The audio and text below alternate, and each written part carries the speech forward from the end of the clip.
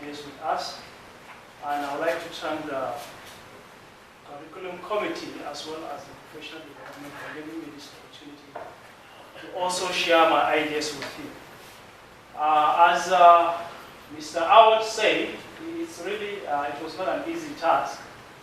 A lot of people were involved, and really it took time for us to be able to do that.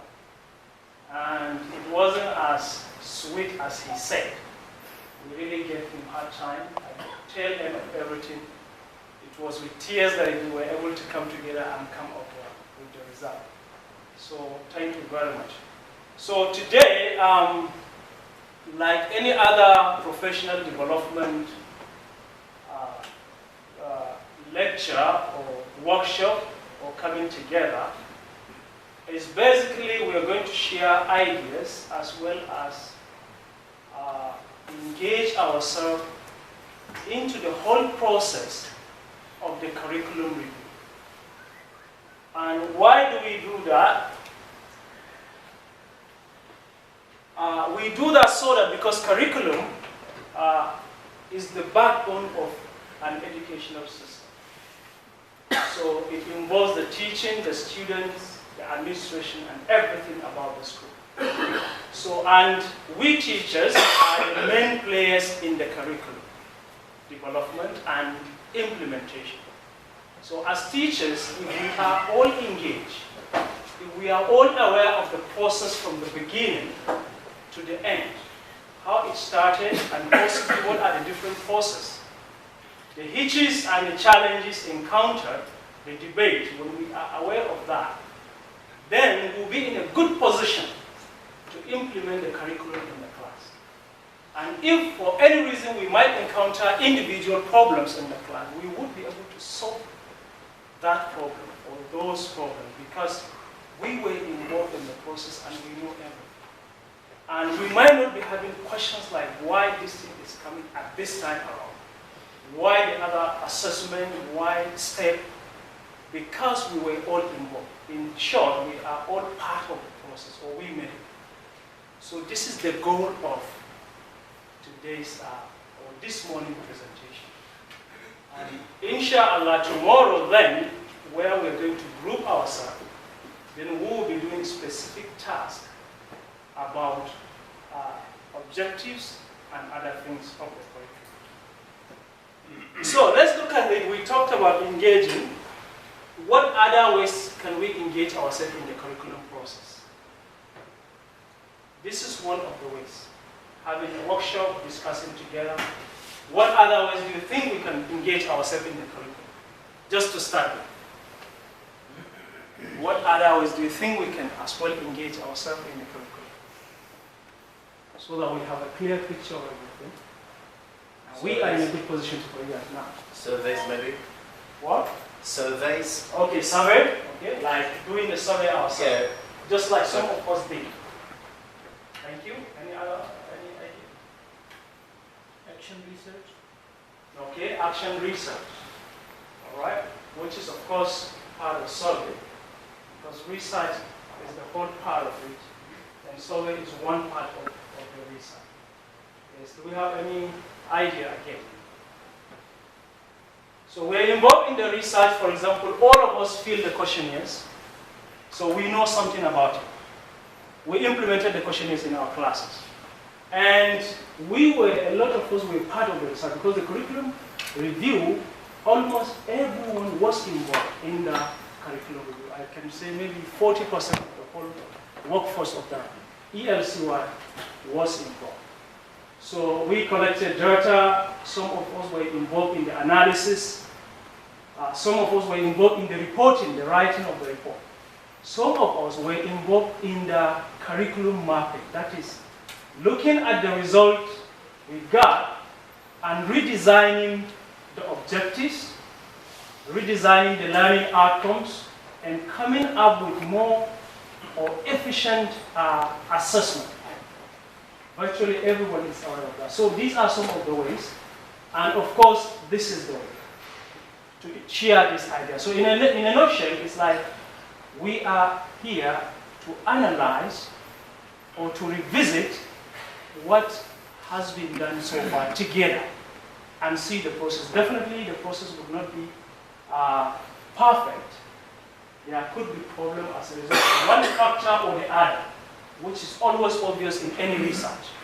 So now, how can we look forward towards the next review, avoiding that or try to cover those particular challenges? So we'll be looking at this outline of the presentation, like looking at the rationale, why the curriculum review, the methodology used in the review, the results. I will show us some of the results and we will discuss them, and then the alignment process, and finally the implementation, which all of us are involved. We are still in the process of the implementation, right? So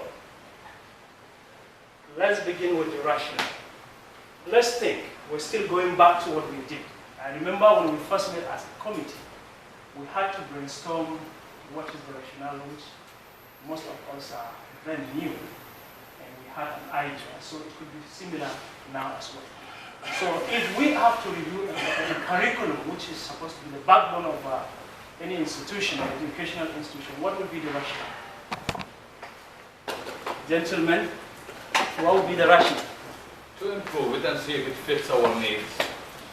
You review the curriculum, see. Okay, needs. There is one point here, which is need. That's our needs. Need as teachers, as institutions, as students, we have different kinds of needs. Yes. Students' needs. Yeah. So need is an important issue. There could be institutional need. There could be needs of the students, which are always related with the institutional need. And there could be industrial need, the manpower need. Yes. My question is, I mean, we didn't try the curriculum, so we are doing, why assist something we haven't written?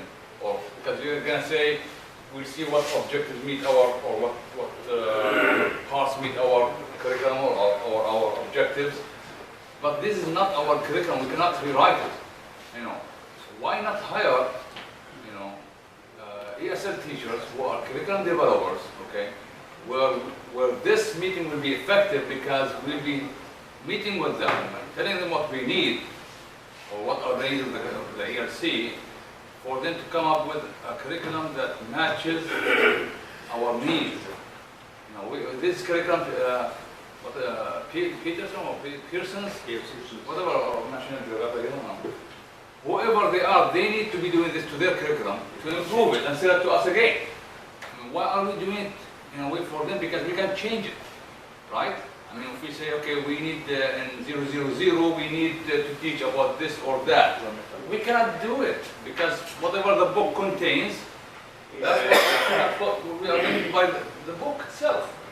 You know, I mean, it's not where we are writing our own curriculum and coming up with ideas, which would be a good thing. I mean, if they hire some ESL curriculum designers or developers, then this meeting would be really effective because we'll be talking to the people who are going to write a curriculum for us to meet our own needs.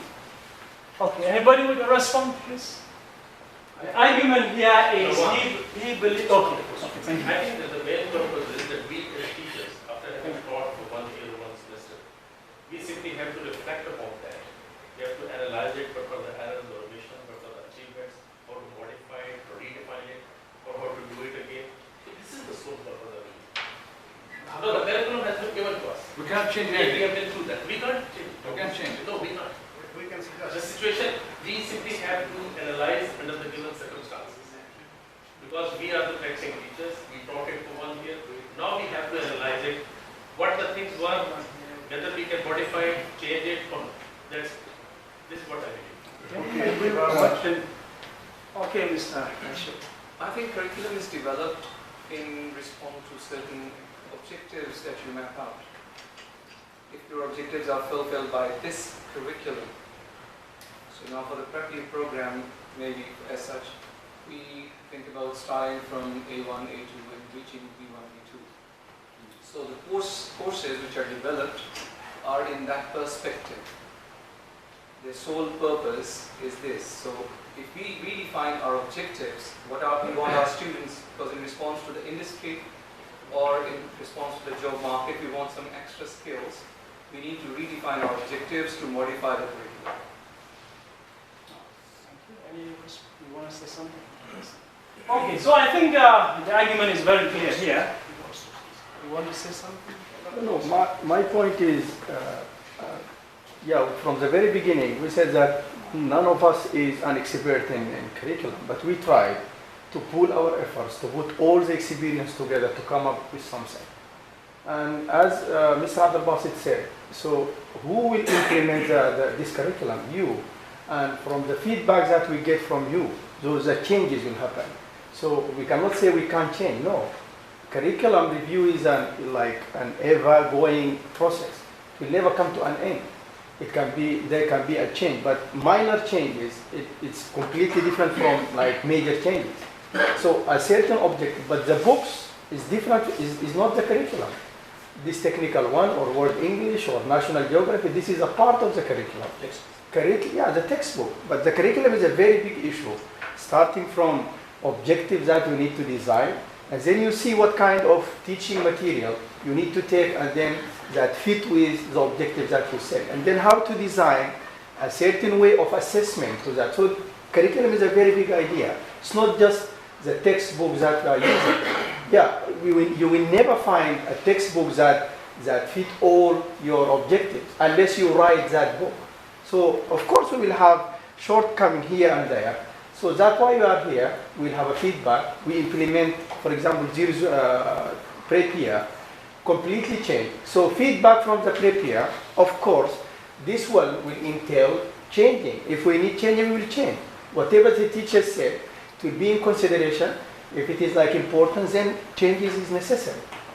So you can change, Mr. Jabal, if changing the book, or what? What can you no, change? the book is not the curriculum. No, we are teaching prep, okay, and we are discussing whether the objectives in the book or goals, whatever, meet our own, right? Yeah. So if they don't, you're talking about changing the book, not changing parts of the book. No, actually, sorry to come in. To summarize this particular issue, I think the origin of curriculum, naturally, it will emanate from the whole society. Every society has a goal that they want to achieve with their citizens. This is the way we want to train our citizens. This is how we want to see them in the next 20 years or in the next 50 or 100 years.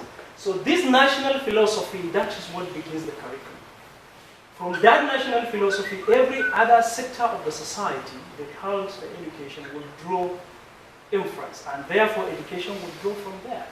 So now education will draw its own philosophy, and that will form the national framework of education of every society. And that national framework, it is what will define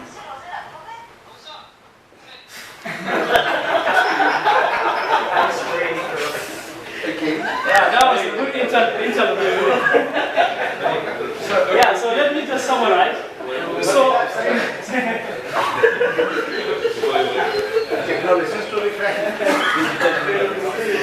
Okay, that's fine. That's fine. It happens. That's fine.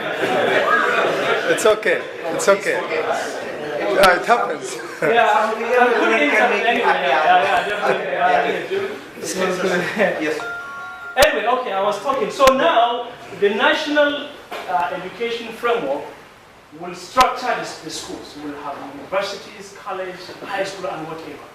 Definitely, whatever curriculum these schools are designed, will have to come from that national education framework, which is linked to the national philosophy. So you can see now, at the lower level, okay, curriculum designer will sit down and now look at all these goals and objectives from the national education to up, and then come up with now specific statements in respect to their specific subjects, in English, in mathematics, and in different other things. You see that? So now, in this sense, there is no way we can change the curriculum, because we will always reflect the national program. But then the curriculum itself is a systematic thing, that it has the objectives, it has the material, which includes the books and what we use in class. It has the teaching delivery. Under the teaching delivery, we have the different method we apply. So these things definitely, as we go by every 2, 3, 4, 5 years, things will change, either because of theoretical issues or because of demand in the society. So now there will be need to modify. A clear example maybe now we're talking about, but let's talk about traditional and modern way of teaching, for example. When this modernism, for example, we have to change to accommodate the current students. So in this sense, that is when the curriculum review comes. So I don't think we are changing anything, but we're trying to modify to suit the current time. Okay? But as you said, yes, it's possible the college or the institution can hire curriculum experts to do that. But then, imagine where you are a player in a team and you don't know anything about the whole rules. Okay? And you are called to come and play in that team. It will be very difficult. So when you know everything, it's like you're a player who knows everything now about the system. Yes, you are the one who designed, or you are not the one. But when you know the rules, you know the everything, definitely the implementation, which you are the key in the implementation as a teacher, it will be easier and you will find it slower. So I think that is why we are doing it. I don't know whether that makes sense. So thank you very much. So any other reasons? Because that was, we talked about needs. Yeah, there are quite a lot of reasons for curriculum review. So I tried to summarize some few reasons here. So the technology is like it's going to sleep. Anyway, before it comes back to. So let me just bring them up all together since I cannot.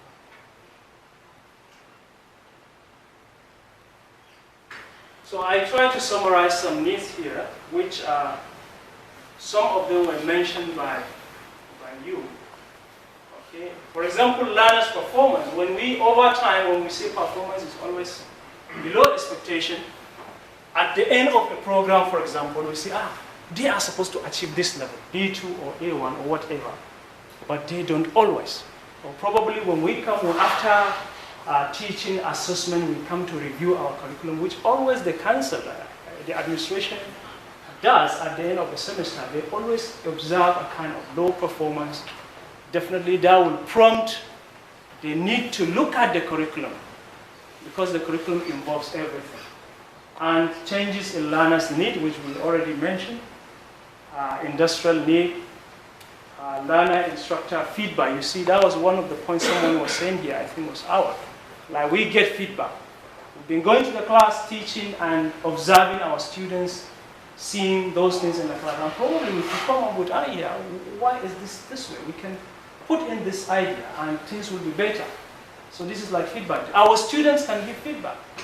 Our industries can give feedback, and yes, they have been given. We rely mostly on most of their feedback. The student you send to us, they are not doing well. They don't have this competence, they don't have that competence. That is feedback. And changing